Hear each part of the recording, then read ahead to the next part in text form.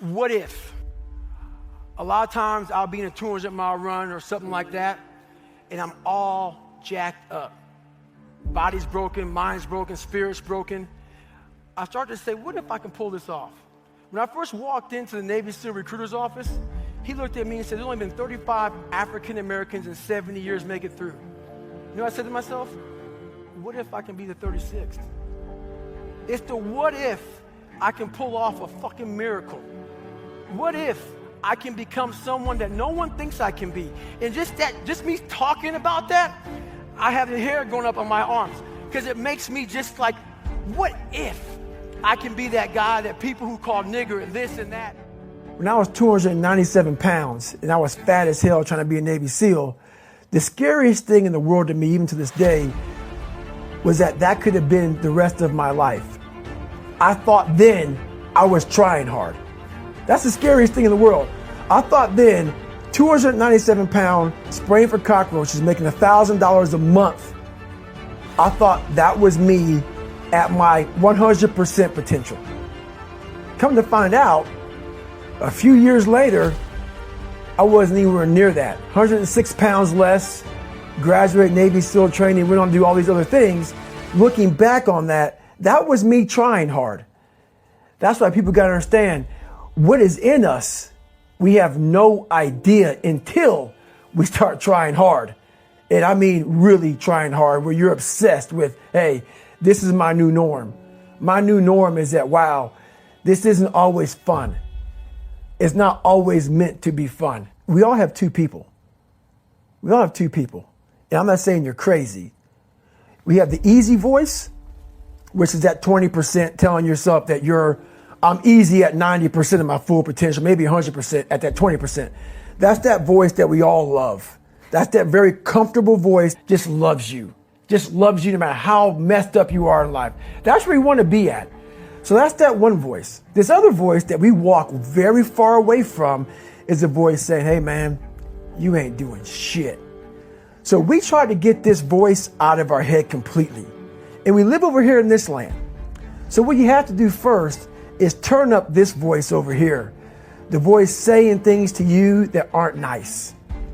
That it's in our heads. I mean, and it's not putting yourself down. People take this the wrong way in this new society. I'm not saying to put yourself down. I'm saying listen to the truth. And the truth isn't in the 20%. The truth is in this other part of your brain saying, look, man, you're wasting a bunch of percentage here. We have 80 more percent that we're not tapping into, because in this other 80% is suffering, pain, failure, self-doubt, darkness, and then a whole bunch of light. But to get to this light, you gotta go through all of this shit that is not fun. This from 20 to 100%, this shit in between is not fun. So we just...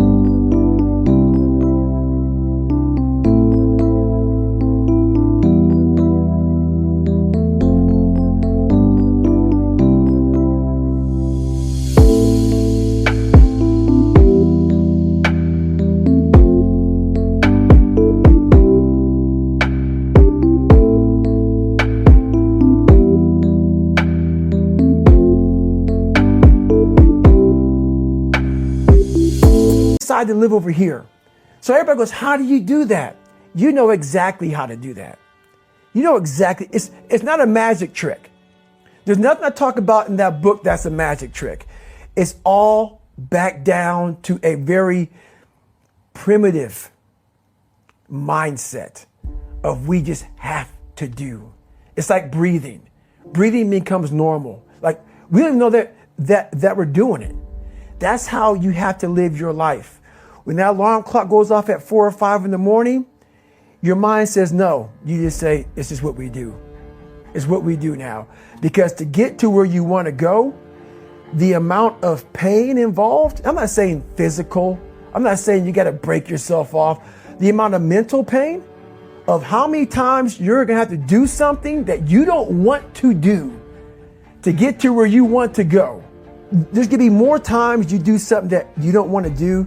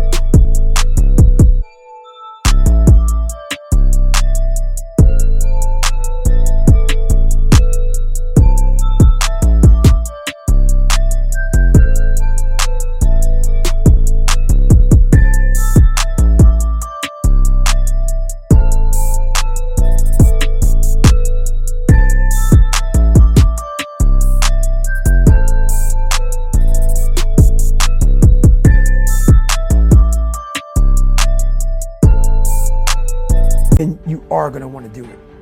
And that's your new norm. That's your new norm. So then it's like breathing.